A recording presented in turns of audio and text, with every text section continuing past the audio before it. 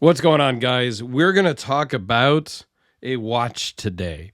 And this was loaned in from my good buddy Jerry at Spectra 3D. And I'll put a link to his Etsy store down below and his Instagram and all that good stuff. He makes 3D printed stuff. So he made me this dragon I did an unboxing for. And he loaned me this watch, the Breitling Superocean.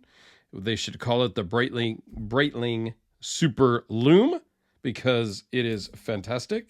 And he also made this turtle that glows in the dark and has a base down here that glows blue. And it's just a watch holder. So he makes some really cool stuff. I have a bunch of other 3D printed stuff that he did.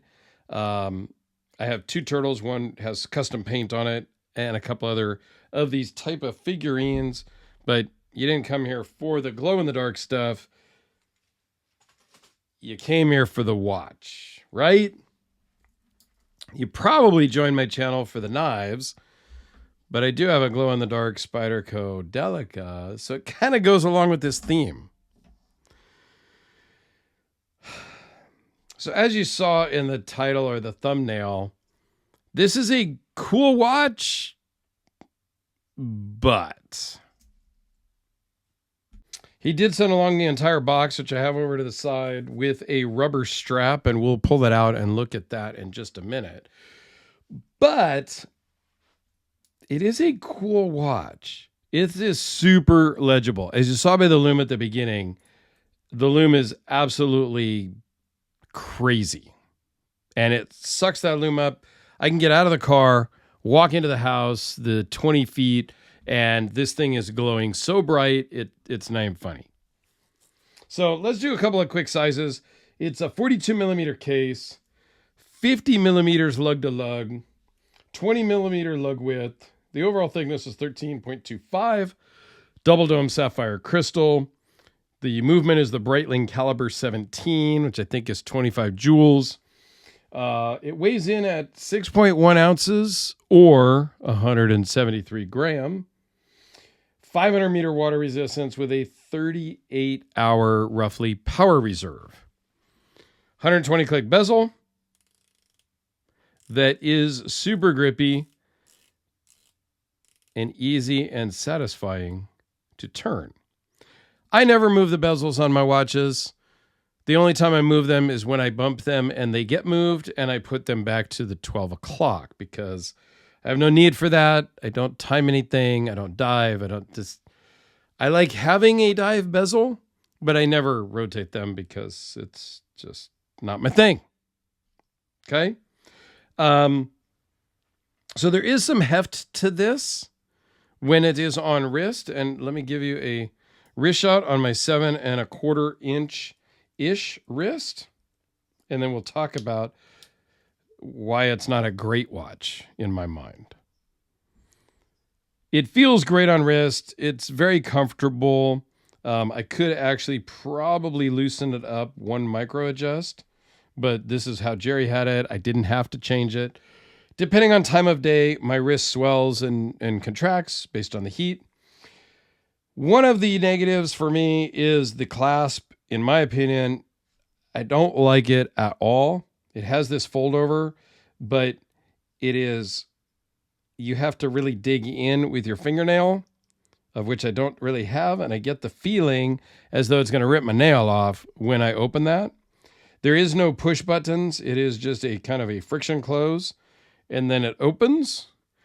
It is a nicely milled clasp, this part here, but they could do a better job on the clasp, hands down.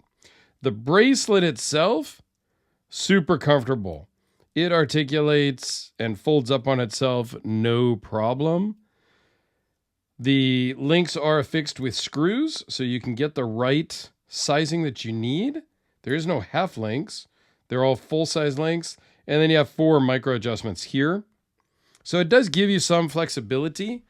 But that clasp, while it is thin, and a lot of people like the fact that it is so thin, not very bulky of a clasp, it needs like a bigger cutout here or something. So if I compare that to this strap code or millet bracelet, there's more room here. It just, you can grab it much easier and open it, and then it's got the push buttons. Here, it's just, you got to kind of dig for it, and then you just kind of pull it open. Not my fave. The other thing that I had a little bit of a, not a problem with, but I noticed was the crown is very small, in my opinion. It's 6.5 millimeters, but when winding it to get it started, it's not that comfortable, and it takes a little bit of work to grab that crown when either winding it to get it started or setting the time. And when you set the time, it is a little bit easier because you pop it out farther, so it's farther out from the crown guards, but the crown could be bigger, in my opinion. Now, these on Bracelet retail at $4,200. On the rubber strap, they are $3,700. Certainly not. Here's the box that it comes in. Kind of a nice box. Paperwork, some extra packing that Jerry put in just to keep it even more safe in shipping. Here is the rubber strap. It is a cut to fit rubber strap that reuses the same spring bars. And they did the clasp way better. It has double pushers. It's all milled out. And this is how they should do it. So I might like it more if I switched and put it on the rubber strap.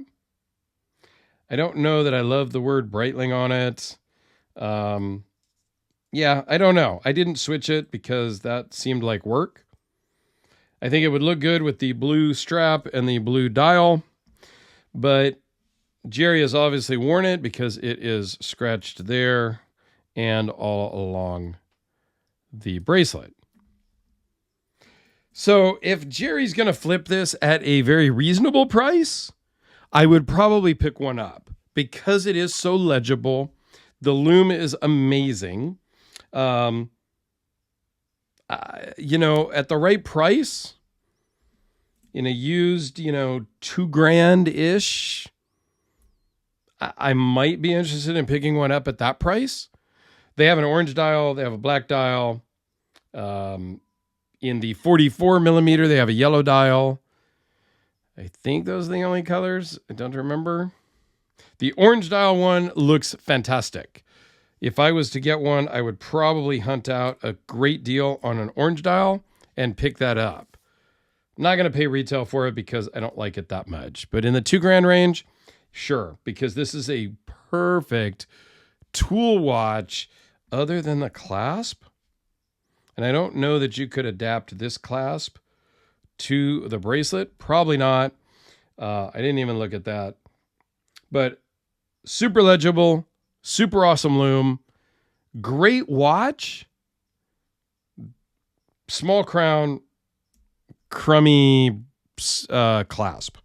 But the watch head itself, I do like outside the crown. But I could live with the crown at the right price again because it's just so legible and it does feel really good on wrist. So there you go. Kind of a quick and down and dirty look at the Breitling. Let me give you a couple size comparisons.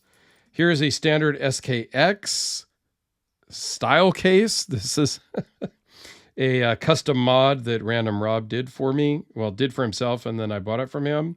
So this has turtle movement, sapphire crystal, different bezel, but the case is a standard SKX style aftermarket case.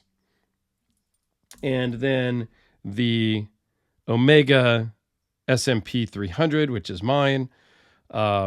To give you an idea, this is also 42 millimeters. So these are all three 42 millimeter watches, but they all three kind of wear differently for sure in the look, the size, the weight, all of that.